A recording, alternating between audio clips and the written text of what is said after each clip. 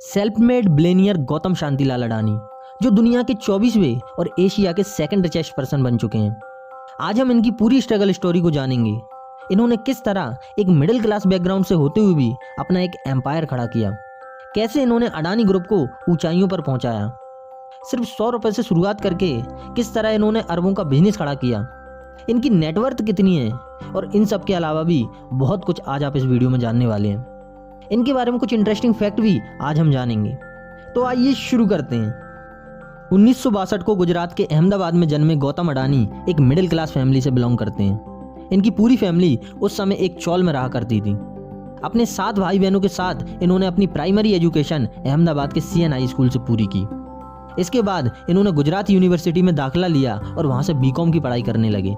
लेकिन उस समय इनकी फाइनेंशियल कंडीशन इतनी खराब थी कि इन्हें अपना कॉलेज ड्रॉप आउट करना पड़ा और ये अपनी रोजी कमाने के लिए निकल पड़े। इनके फैसले से इनके पिता शांतिलाल अडानी बिल्कुल भी खुश नहीं थे, लेकिन गौतम अडानी अपनी जिद पर अड़े रहे और ये सिर्फ 100 रुपए लेकर सपनों के शहर मुंबई में आ गए और यहाँ इन्होंने महिंद्रा ब्रदर्स में बहुत ही कम पगार पर हीरे छांटने का काम शुरू किया। यहीं से इनकी एक्चुअल लर्निंग शुरू हुई और इन्होंने बिजनेस के फंडामेंटल्स को सीखा।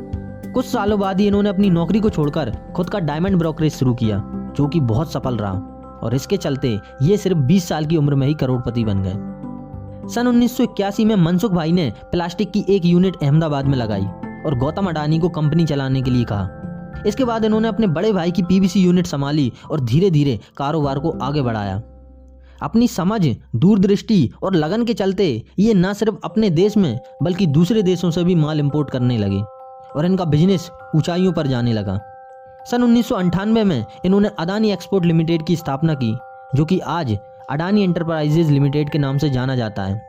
इसके साथ ही एक के बाद एक कंपनीज का इन्होंने शुभारंभ किया और अडानी ग्रुप को बड़ा करते चले गए। जब भी इनके पास कोई बड़ी समस्या आई, उस समस्या के साथ ही इन्होंने एक नई कंपनी की शुरुआत की। 1996 में गौतम अडानी ने अडानी पावर लिमिटेड की स्थापना की, जो कि देश का सबसे बड़ा प्राइवेट थर्मल पावर प्लांट है। सन 2006 में ये बिजली उत्पादन के बिजनेस में आए और यहाँ भी इन्होंने खूब सफलता हासिल की। कई बार ये अपने बिजनेसेस में फेल भी हुए, लेकिन ये रिस्क लेने से कभी नहीं डरे और हर फेलियर के साथ ही इन्होंने एक नए क्षेत्र में कदम रखा। इन्होंने न सिर्फ इंपोर्ट एक्सपोर्ट में बल्कि कोयला खनन, बंदरगाहों, power generation, gas distribution, oil and gas exploration और इसके साथ ही कई बिजनेसेस की शुरुआत की।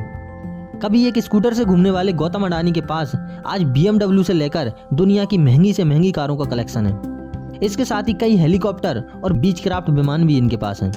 मंत्री से लेकर प्रधानमंत्री तक सभी इनके विमानों का यूज करते हैं। सन 2014 में जब नरेंद्र मोदी प्रधानमंत्री बने, तब इन्हें कई तरह के आरोपों का सामना करना पड़ा। इन पर आरोप था कि गवर्नमेंट इन्हें स्पेशल ट्रीटमेंट देती है, लेकिन बाद में प्रधानमंत्री ने यह साफ किया कि वो इनके प्राइवेट जेट का यूज पैसे देकर करते हैं और किसी भी प्रकार का स्पेशल ट्रीटमेंट इन्हें नहीं देते। इन सब के अलावा भी गौतम अडानी के साथ कई हादसे हुए। एक बार उन्हें एक अंडरवर्ल्ड के डॉन के द्वारा भी किडनैप कर लिया गया था, लेकिन बाद में इन्हें छोड़ दिया गया।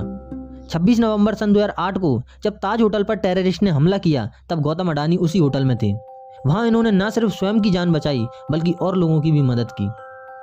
लोगों की मदद करने के लिए गौतम अडानी कई तरह के सोशल वर्क भी करते हैं और कोरोना काल में इन्होंने PM केयर फंड में 100 करोड़ रुपए भी दिए।